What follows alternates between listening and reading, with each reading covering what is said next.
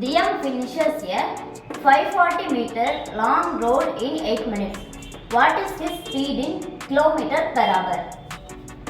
540 meter long road.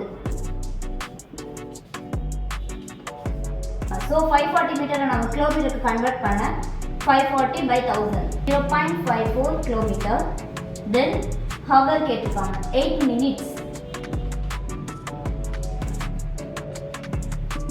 Minutes hours convert பண்றதுக்கு 8 by 16. Speed equal to distance by hour. Equal to distance என்ன 0.54, hours 0.133, 4.05 kilometer per hour.